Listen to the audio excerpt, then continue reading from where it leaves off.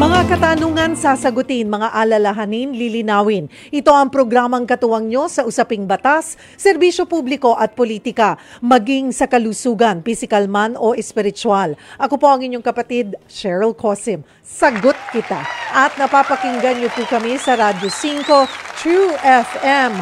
Dito tayo sa totoo. At live din po tayo sa Facebook page ng True FM. At kung kayo po ay Signal subscriber, mas maganda pong nagkakakitaan po tayo, di ba? Tutok na po kayo sa Channel 19. Ang True FM ay nasa Channel 19 sa lahat po ng milyong-milyong Signal subscriber. At kamusta po ang inyong Lunes? Puno na ba ang inyong plato? Ayan, napagod ba agad sa unang araw pa lang ng trabaho? Madami po bang mga balita agad-agad, 'di ba? Nagkapapahinga lamang natin ngayong weekend, tapos ngayon punong-puno na naman. Okay lang. Positive lang. Dapat good vibes lang tayo dito, mga kapatid. At maulan pa rin na hapon, ha, mga kapatid. Sabi po ng Pag-asa, actually, 3 ang binabantayan nilang weather system na nakakaapekto po sa ating bansa. Nandyan ang bagyong Hener, ang ating habagat, at ang isa pang posibleng pumasok sa loob po ng Philippine Area of Responsibility come Thursday ay papangalan ng bagyong Helen. So yan po yung mga binabantayan po na sama ng panahon na nagdudulot po ng mga pag-ulan, lalo na ngayon hanggang Thursday ang bagyong Hener at ang ating habagat. So, generally, ang malaking bahagi po ng bansa, lalo na tayo dito sa Luzon and parts of Visayas, ay magiging maulan po ang ating panahon. Kaya mag-ingat po tayong lahat. At ano pa ba, kung hindi po kailangang wag na pong lumabas at manatili lamang po sa inyong mga lugar. At tumutok po sa ating programa.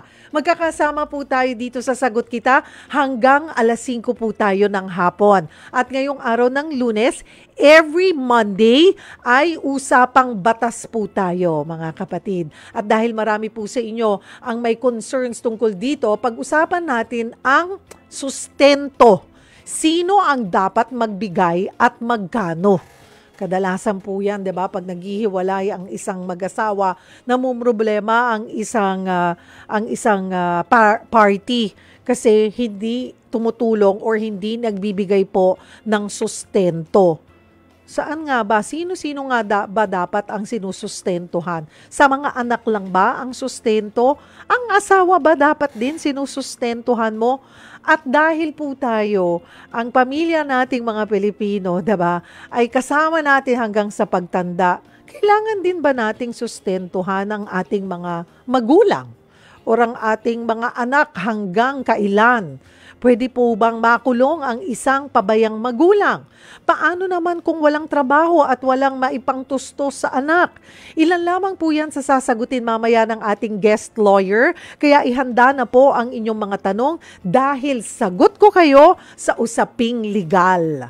Ang ating question of the day, gaano kahirap maghabol ng sustento para sa anak? Kayo po ba ay dumadaan sa ganyang pagsubok? Baka po kami makatulong. Again, bukas po ang aming hotlines. Maaari po kayong mag-post sa ating live stream, or better yet, if you want to directly talk to our guest lawyer, maaari po kayong tumawag sa ating tanungan hotlines sa 8631-5788 or sa 8631-6674. Again, that's 8631-5788 or sa 8631-6674. At dahil Burmats na, ba, maaga po kaming may pamasko po sa inyo. Mananalo ng 500 pesos ang may malaman na komento.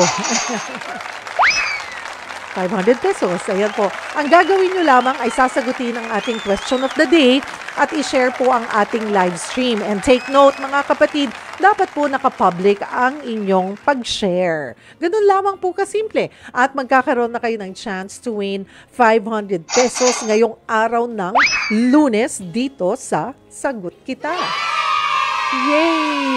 O, simulan na po natin ang usapang batas. Live po dito sa studio si Attorney Ace Jurado, legal expert mula po sa Jurado Law Offices. Magandang hapon po sa inyo, Attorney. Yes, and thank you for coming to the program. Magandang hapon din na.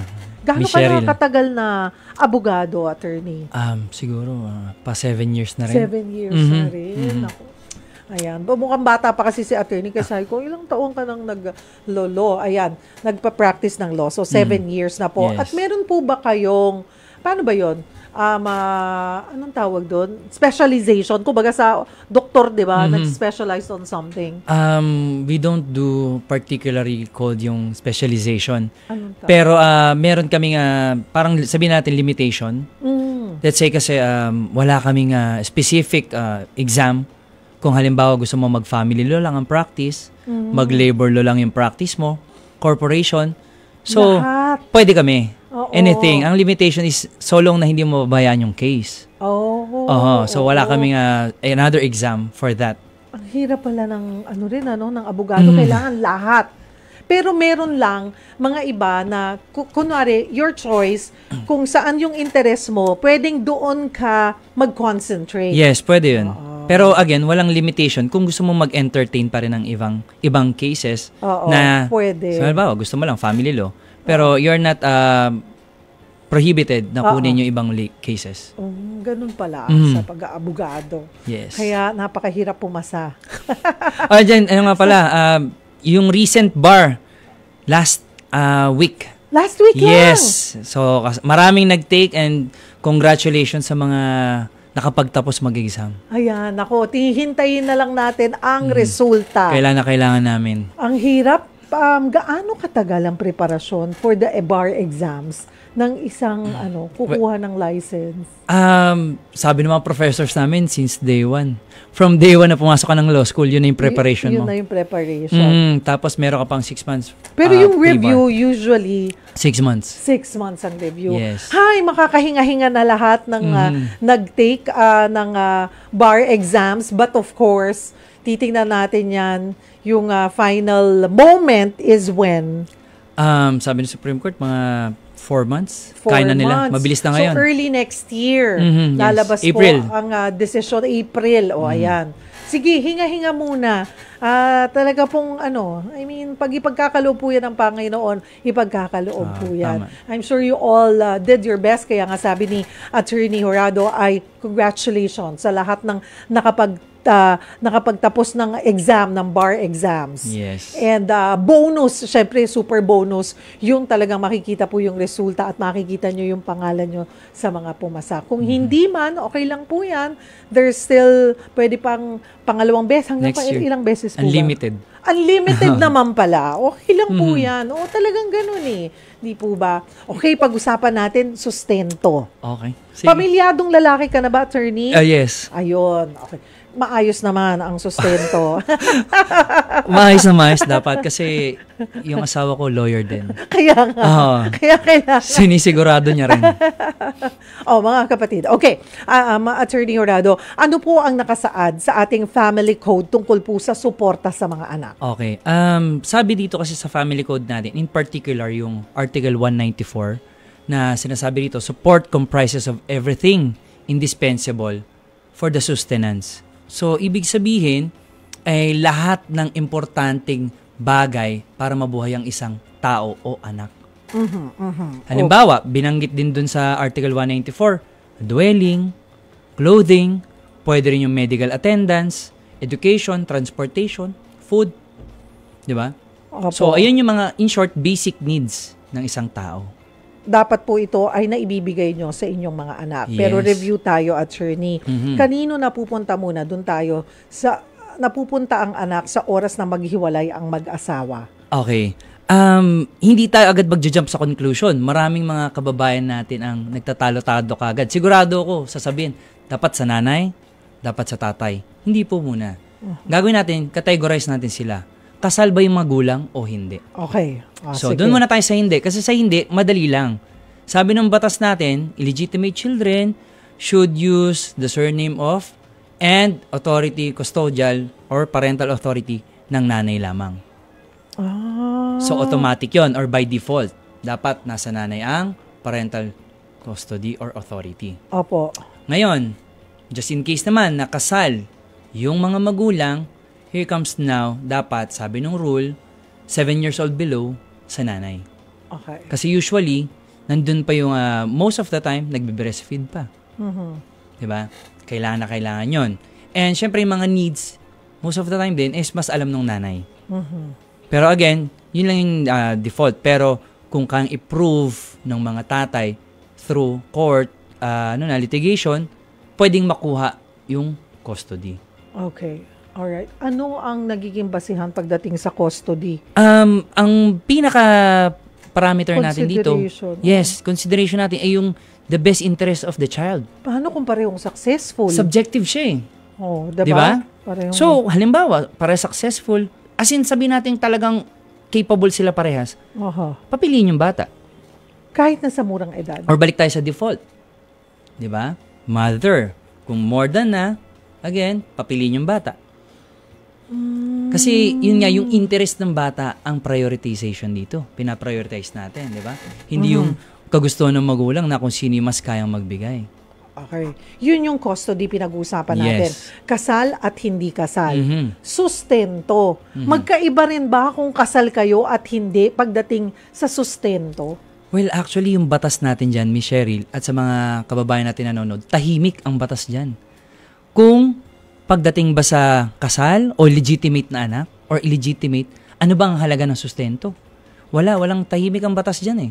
Walang sinabi. Kung illegitimate ang anak mo, dapat meron pa rin. Oo, okay. So regardless, legitimate or illegitimate, parehas na anak yan, dapat silang tumanggap ng sustento.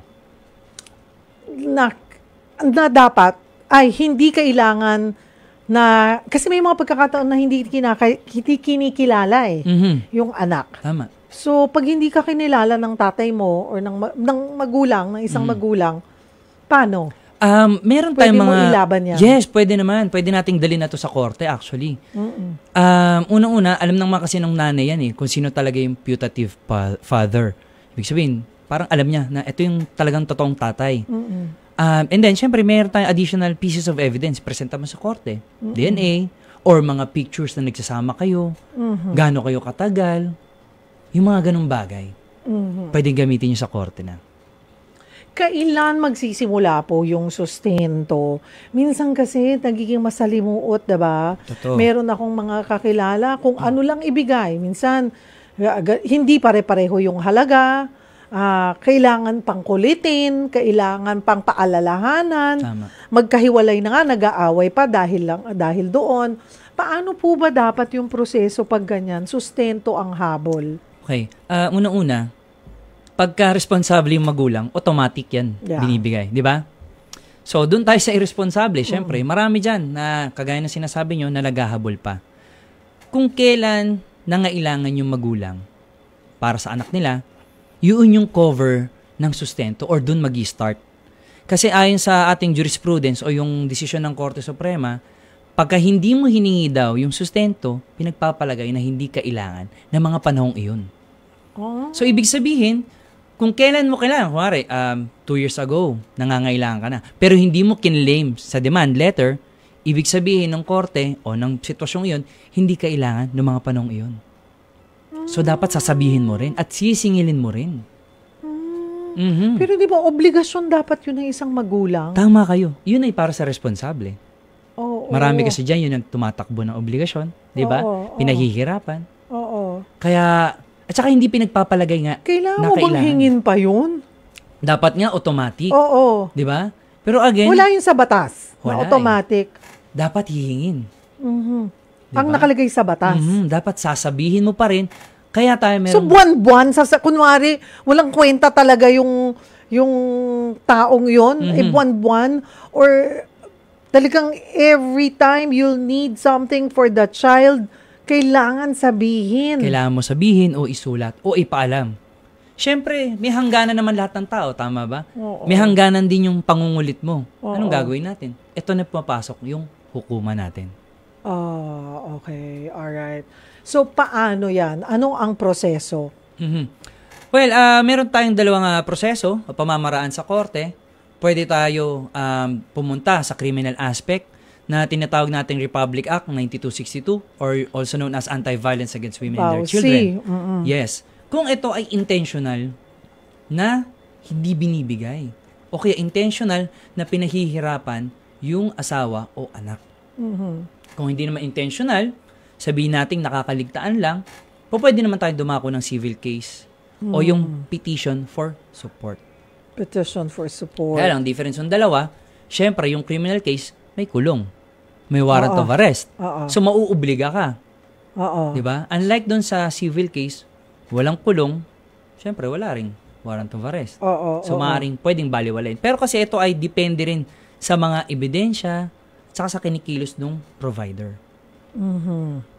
Mga kapatid, simula pa lamang po ng ating discussion. Mainit Pag-usapan natin, paano na-determine magkano ang dapat ibigay? Paano kung walang trabaho? Yung hinihingan mo ng sustento, paano ba didesisyonan yan ng korte po, mga kapatid? Break muna tayo. Kung kayo po ay may mga katanungan, gusto pong idulog kay Attorney Ace Jurado, maaari nyo po yang i-post sa ating live stream or better yet, you may call our hotlines sa 8631-5788, 8631-6674. We can put you on air at on air po kayong kumonsulta sa ating legal expert. Pwede po kayong magkamit ng 500 pesos. Isa po ang pipili natin na magkakamit ng 500 pesos. All you need to do is answer our question of the day. I-post po yan sa ating live stream at i-share nyo po, of course, publicly. Huwag po kayong bibitaw. Magbabalik po ang programa, Sagot Kita. At nagbabalik po ang programang Sagot Kita kasama pong inyong lingkod Cheryl Cosim. Usapang legal po tayo every Monday dito po sa ating programa. At ang ating question of the day, gaano kahirap maghabol ng sustento para sa anak? Mananalo po ng 500 pesos ang may pinakamalaman. Dapat may laman ang inyo pong komento. Sagutin lamang po ang ating question of the day at i-share po ang ating live stream. At ilagay nyo na rin po dyan na napapanood po ang True FM on Channel 19 sa lahat ng mga Signal subscribers, mga kapatid. O dapat po nakapublic ang inyong pag-share. And kasama pa rin po natin Attorney Ace Jurado, legal expert po mula sa Jurado Law Offices. Okay, sustento. Yung question of the day natin, gaano nga ba kahirap ang manghingi ng sustento pagdating sa batas? Masasabi niyo po ba, Attorney Jurado, na medyo mahirap? Reality? Oo, mahirap talaga. Parang hindi siya, kahit na may batas tayo, hindi rin ganun kadali ibinibigay o kagaang ibinibigay ng batas natin yung karapatang humingi ng sustento. Yes. Sad but true. Diba? Na kung saan kinakailangan yung mga hindi pagkakaunawaan. Kasi ang dami ko consider, Miss Cheryl, yung kita ng provider o yung magbibigay, yung needs ng bata, tapos demand. Kasi sasabihin mo pa dapat sa letter mo, ito yung mga ngailangan. Tapos ilang transmittal pa yan, ilang correspondence pa. Tapos kagaya ng binabanggit mo kanina, ilang buwan, tsaka mo palang dadalhin sa korte. Diba? Pag tumungtong ng korte at hindi naman to lingid sa mga kababayan natin, matagal ang litigation. Magastos. Diba? Hindi lang yan, not only in terms of financial, syempre, yung effort mo, tsaka yung stress level mo, yung peace of mind, yung anxiety. Consider mo pa yung bata na madadamay syempre, pa. Tsaka syempre, absent ka pa sa work mo. Maraming considerations talaga. Lalo na yung bata, syempre, alam mo na, dadali mo pa sa korte. Diba, i-expose mo sa ganung setup. Very traumatizing yun. So, yung pagiging, again, katulad po ng sinabi kanina ni Attorney Jurado, no, yung pagiging responsable, sana at least man lang po doon na lang tayo. I mean, both parents ay makikinabang on this kung magiging responsable. Yung pag-usapan nyo na lamang po. I mean, lawyer na si Attorney Jurado, but ako, i-expect ko na ang mas gugustuhin nyo kahit nakapo kayo lawyer na kung may iuupo nyo na lang. Yes, tama talaga. Mas maganda yung extrajudicial yung settlement kesa itutungtong pa natin sa korte. Kasi kung magkakasundo yung dating, dating nagmamahalan yung mga yan eh. Di ba? Tapos, kung pag-uupuan lang nila yan, syempre mamimaintain yung pagiging friendship nila. Kaya nga maganda yung tinatawag ngayon na co-parenting eh. Pabor din ako doon. Yes. Na kahit meron silang differences, still, ang intention na lang nila ay yung para sa bata. Di ba? Mas maganda talaga yun. Sa totoo. At makikita pa ng bata eventually na nakikita niya yung mga magulang niya ay nagsasama pa rin. Kahit hindi na ultimo lovers, okay na rin yun. Di ba? Or kahit na po literal na magkahiwalay kayo, nakikita pa rin na magkaibigan kayo. Yes, in good terms, okay pa rin yun. Oo, yung good terms po kayo. Paano ba natin gagawin? At ang target ay mas maganda kung talagang sukdulan na po, vowsy ang isa sa natin. Pero sige, simulan natin, Attorney Jurado, dun sa isang party muna ang mag-reach out. No? Kahit na ayaw nyo, subukan nyo pong ayusin. Paano ba dapat pag-uusapan niya ng mag-asawa? Would you recommend or suggest na mayroong mamamagitan na lawyer kahit na hindi naman iaakyat siya sa korte? Or pwede bang silang dalawa lang? Or someone close to them na pwedeng mag-facilitate or mediator, mag-gumit na po sa kanilang pag-uusap? Well, maganda yung point natin dyan. For me, syempre, okay din yung someone na tinitingala nila or nire-respect nila. Ninong. Diba? Tama. Ninong-ninang. Ninong-ninang. Second parents. Kasi mahirap pag parents nila. Wag. Kasi magkakaroon ng bias. Totoo naman yun. Diba? So, wala dapat sa partido ng dalawa. Okay. So, okay yung ninong-ninang sa kasal. So, kung assuming naman na wala or sa tingin din naman nila na magkakaroon ng bias, pwede rin yung lawyer. Okay. Kami. Kasi kami naman, alam namin i-discuss kung ano ang kahihinatnan kung hindi ka magpo-provide ng support or ano ang mangyayaring sa korte, ano bang pwede maging outcome, di ba? So, instead of going litigation o kinakailangan pandali sa korte, mas maganda talaga pinag-uusapan lahat ng bagay sa labas ng korte. Mas okay talaga yun, sobra. At saka yun nga yung stress level mo, nandun lang, naka-maintain lang tayo. Okay. Kadalasan, syempre, sustento, paano? Ano ba ang Paano na-determine kung magkano? Ay, basta bigyan mo ako ng 50,000 a month. Okay na tayo, wag na tayo mag-usap. Pwede bang ganun lang? Ano yung, realistic na... Marami nagtatanong sa akin ng ganyan din. Yung iba nga 100,000 na. Tapos they want more. Pero ang sabi kasi ng batas, actually, tahimik dyan kung ano ba yung exact. Wala talaga. So, sinabi lang doon dapat proportion doon sa resources or means ng giver and sa necessities ng recipient. So, doon mo lang siya lalaruin. Kung kaya ba magbigay nung provider ng 100,000, why not? Kung kaya naman. Kung hindi naman, syempre, kinakailangan i-trim down mo to. Kasi otherwise, kung sabihin lang natin or sasabihin natin ng korte na dapat ganito, sundin natin yung hinihingi ng magulang para sa anak, baka mamaya, instead yung provider makapagbigay pa, siya mawawalan, dalawa na yung mawawalan, kaya mawawalan din yung nagbibigay, di ba? Lalo na kung mas malaki din naman sinisweldo mo doon sa hinihingan mo. Paano ba? Kaya nga, walang specific, walang hard and fast rule. So talagang wala usapan talaga. Maayos na usapan. Oo. Meron nga naman dyan na kahit 500 lang okay na. Thankful na. Basta yung regular ka. Yes. Nasa pag-uusap talaga. Yun ang pinaka-importante, regular na nagbibigay. Yung hindi mo na hinihingan, yung hindi mo na kinukulit. Kasi marami ngayon sa social media makikita ng tao, walang sustento, wala daw trabaho, pero nasa gimikan. May mga mamahaling relo.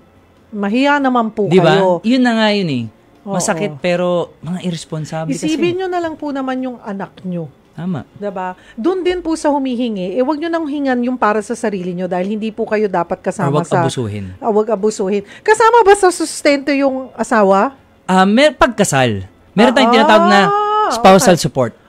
Yan pala Pero pag hindi kasal, wala. Yung anak lang. Okay, kadalasan niya, nang naririnig mo, ang hinihinga ng sustento ay yung lalaki. Pero paano kung walang trabaho yung lalaki? Ang humiwalay sa kanya yung babae. Yung babae ang maayos ang buhay, ang So, si lalaki ba pwedeng humingi ng sustento? Iniwan mo ko wala akong trabaho. There's no way, Depende yan. Hindi. Kasi hindi yung sa, baka mamaya, doon muna tayo sa kasal, pwedeng humingi nga ng spousal support, okay? Pero depende sa lalaki. Kung incapacitated siya, kung meron siyang malubhang dinaramdam, di ba? Pwede siyang humingi ng support. Kung sa base sa kwento, may gusto niya lang na wag magtrabaho, maging doon lang sa bahay or hindi siya pwedeng humingi. Oo naman. Wag niyo abusuhin. Kasi yung batas natin laging fair. That's good to know. Okay, dito tayo sa ating caller, Sige. Attorney Horado. Kasama natin si Griselda Infante mula sa Cavite. Hi, Griselda. Hello po, ma'am. Hi. Ano pong may paglilingkod po ni Attorney Horado po sa inyo? Ma'am, itatanong ko lang po. Kasi po, ma'am, yung kapatid ko po, kasal po sila, nanghiwalay po sila.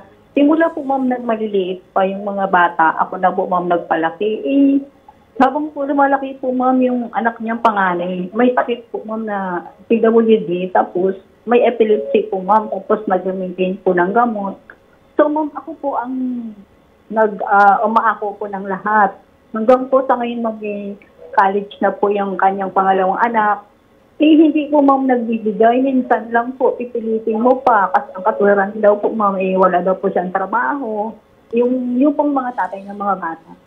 Ang kapatid niyo po ay tatay ng mga bata? Hindi po, ma'am, yung nanay. Yung nanay. Si nanay nasaan? Nasa bahay po, ma'am. Kasi po, ma'am, nagbabantay po ng kanyang anak na panganay na may epilepsy. Kasi po, ma'am, hindi po siya mamuhin. Dahil po, ma'am, bigla lang po, ma'am, natutumba. Yes. Po, ma'am, ako po ang bumibili po ako ng gamot na kanyang Tapos minsan po, pagpapacheck up. Ako po lang po, ma'am, nagtitinda. Minsan po, ma'am, kakainin na lang namin. Ibibili ko pa ng gamot ng bata. Kayo po? Kasi po yung gamot, ma'am. Kayo po ba may sariling pamilya din? Wala po, ma'am. Single po ako. Single. Tumanggap na po ako ng ganito. Opo. Ilan po yung pamangkin nyo na nasa pangangalaga nyo po?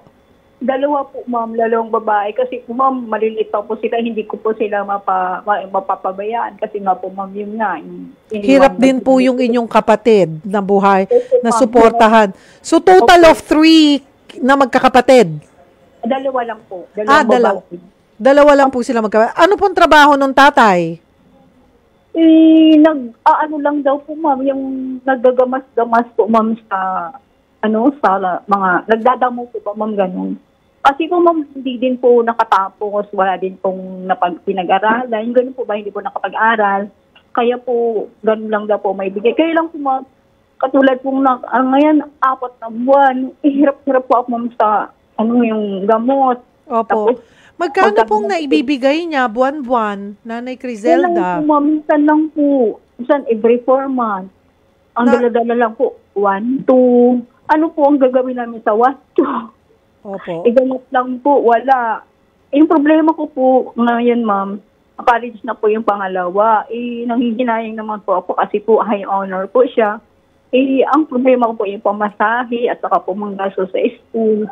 Tapos po, nagagamot pa po yung panganay. Yun po pinapaka-problema po. Tsaka pagkain ko lang sa araw-araw, magkano lang po kinakita ko sa palengke po, ma'am. Kasi nagtitinda lang po ako ng gulay. Opo. Hindi ko po alam kung saan anong gagawin ko dun sa tatay. Ang mahirap po doon, wala siyang regular na trabaho. Wala po, ma'am. So mukhang lumalabas, attorney, Nanay Griselda, kahit dalin po natin yan sa korte, wala pong maibibigay yung tatay. Yun nga po, ma'am, ang sabi ko sa DSWD. Ganito na lang po, magka-college na po yung bata. Opo, nagka-college po ngayon. Pumapasok naman.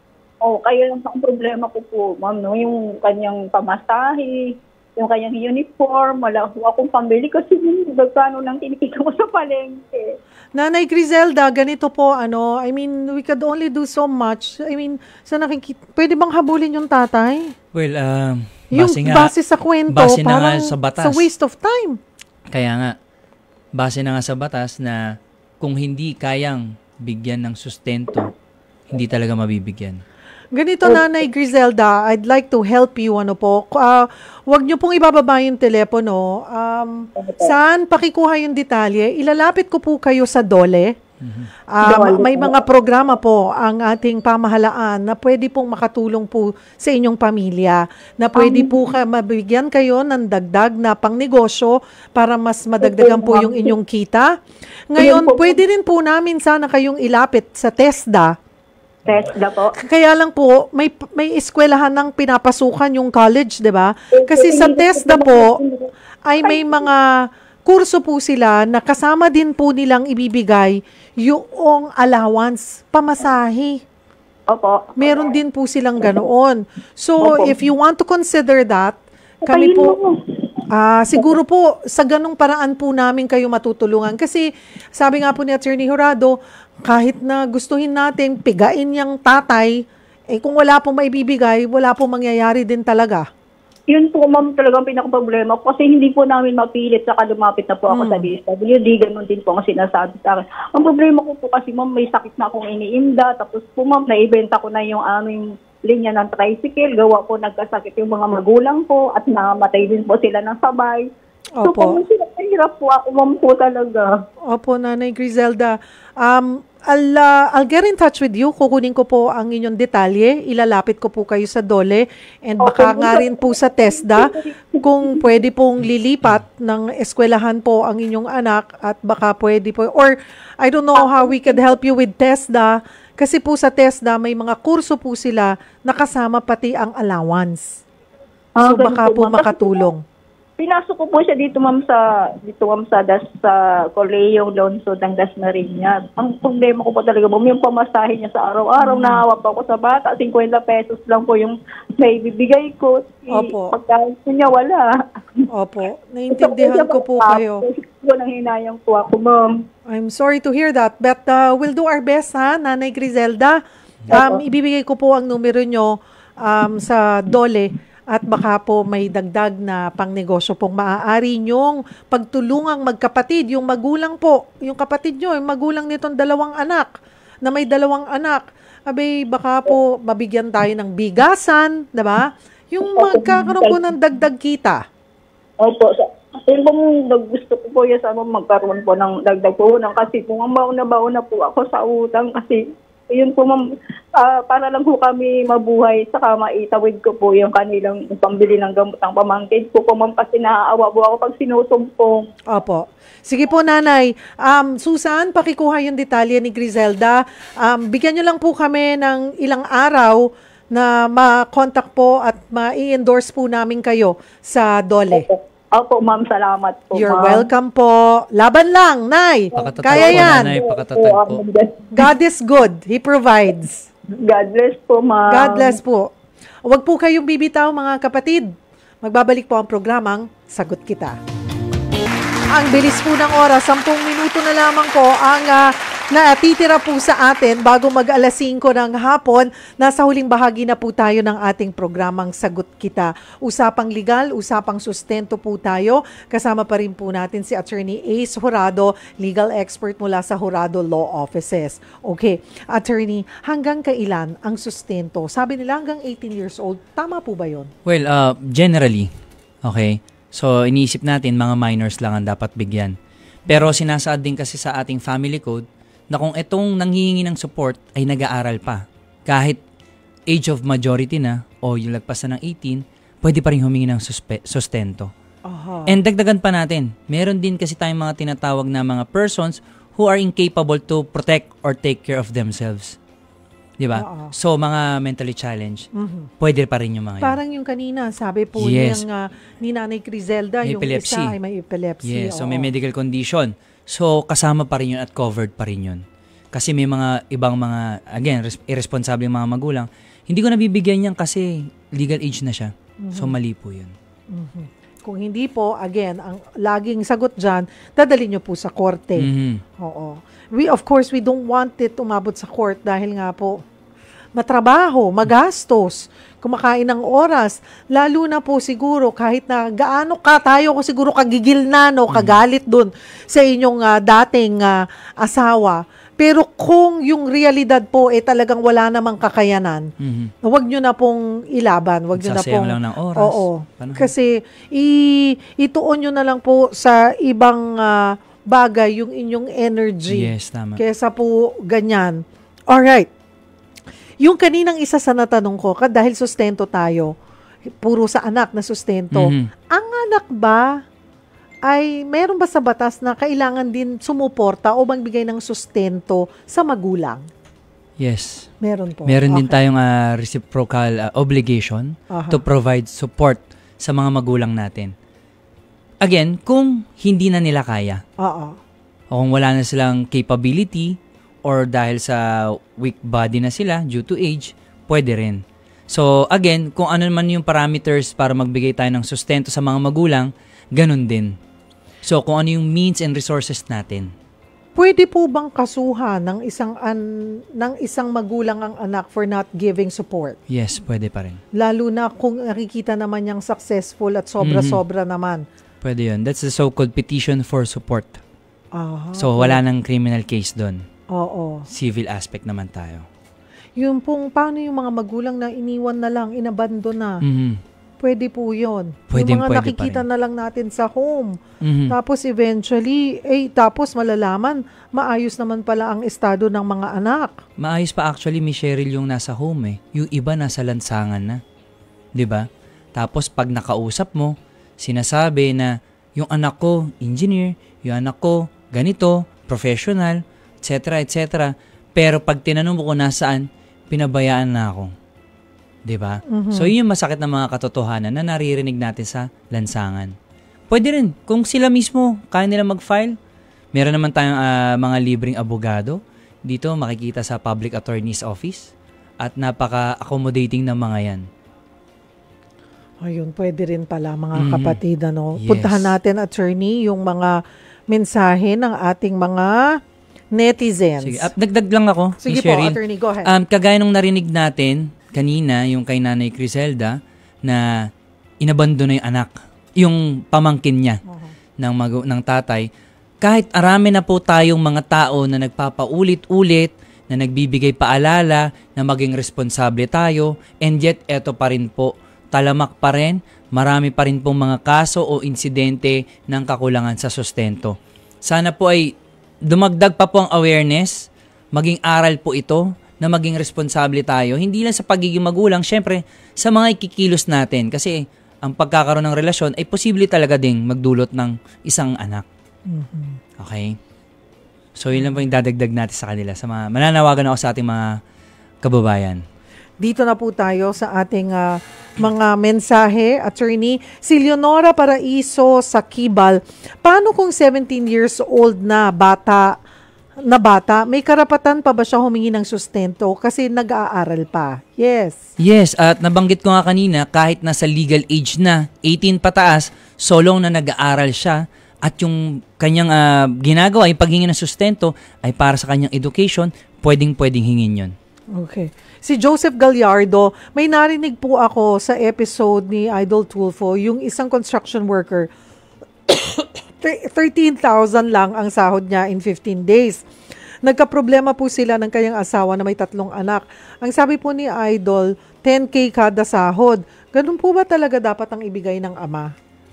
With all due respect kay Senator Tulfo. Siyempre, si Senator Tulfo, hindi naman familiar sa batas. As compared sa amin, kami ay inaral namin yung batas. At again, ang pamantayan natin, sinabi ng Family Code na proportionate daw or proportion sa resources or means ng magbibigay at kung ano yung pangangailangan ng recipient. So, wala pong exact na amount or percentage po sa kita. Si Roseline Abelinde, paano po kung wala din pong hanap buhay ang dapat magsustento? Ako po, may 2 anak ako. Ako lang po ang nagtataguyod kaysa paulit-ulit po manghingi. Malakas pa naman ako, kaya kinakaya pa po. Si Almira Natanawan Berhonyo, paano po kasal kami pero hiwalay na po? Hirap kaming humingi ng sustento, wala po siyang trabaho. Ano po ang pwede kong gawin? I mean, pwede nyo po sila talagang ihabla kahit walang trabaho. Pero ang point po namin dito ni Attorney Jurado, ano rin mang point na didemanda nyo kung pa wala po. rin tayong mapapala. Oo, wala rin tayong makukuha. Diba? Pero again, baka mamaya kasi, Miss Cheryl, dagdag natin, baka mamaya kasi may tinatago lang ng mga ari-arian, Ayan, pala. resources, pwede yun. Pwede, of okay, course. just in case lang, mahanap nyo. Si Brillantes Lovely, separated po ako sa una kong kinakasama. May 3 kaming anak. Pahirapan po manghingi ng sustento. Kailangan kulitin pa. O di kaya may masabi ka para lang makapagpadala. Katulad po nito, 3 bata ang nag-aaral tapos bihira lang magbigay. Si Elbeth Ramos, depende po siguro sa situation ng paghahabol sa sustento. Kung ayaw po talagang magbigay, wala pong magagawa. May mga lalaki po kasing manhid at walang pakialam sa anak. Yung inanakan lang iiwan, hindi na po siguro kailangan sa halip, palakahin na lang kahit nanay lang ang kasama. Si Laurio Junval o Hunval, ma'am, mahirap po talaga manghingi ng sustento, lalo na kung wala din pong kapasidad ang nagsusustento. Kaya di po ako umaasa at nagsasariling sikap na lang. Si Chami Carcusa, in my case po, napakahirap po humingi ng sustento. Minsan kausap ko yung dating partner ko pero walang balak magbigay. So hindi ko pinilit. Isa pa, ayoko din mahasel yung anak if in case mag-court ako. So ang ginawa ko, hard work na lang para masustain yung pangangailangan ng anak ko. Mahirap man, pero lahat kakayanin ko para sa anak ko. Para sa partner ko, bahala na lang po si Lord sa kanya. True. Well, dagdag natin po, kagaya niyan, mapapansin natin, puro sinasabi nila, walang trabaho, walang means. Kasi bawal sa batas pilitin ng isang taong magtrabaho. Also, No involuntary servitude. Kahit na may, diba? may obligasyon siya. Batas diba? is batas, jura lex sed lex. At ang ating winner ng 500 pesos, ang kanyang sinabi ay, ang sustento po ay isang obligasyon ng both parents kahit magkahiwalay na, nagtutulungan pa rin. At kung walang maibigay, ay mag-unawaan at magtulungan in many ways. Huwag po magsumbatan para hindi makaapekto sa mga anak at hindi magkaroon ng galit sa isa't isa. God bless. Congratulations, Beng Laurio! Ikaw ang ating winner ng 500 pesos. Sa ibang bagay siguro, kunwari may trabaho ka, yung hinihinga ng sustento, wala. May mga pagkakataon na, ikaw magbantay sa mga bata habang ako'y nagtatrabaho. Yes, mas Mga magandang ganong setup bagay. yun. Magganon po Yun kayo yung pinaka-contribution nila. Well, maganda yung mga ibang nagme-message ha. Sinasabi na mag-focus na lang sila kasi hindi mo control yung kabila eh. Ikaw na lang talaga. Diba? Kaya po, pipiliin na lang po yung mapapangasawa.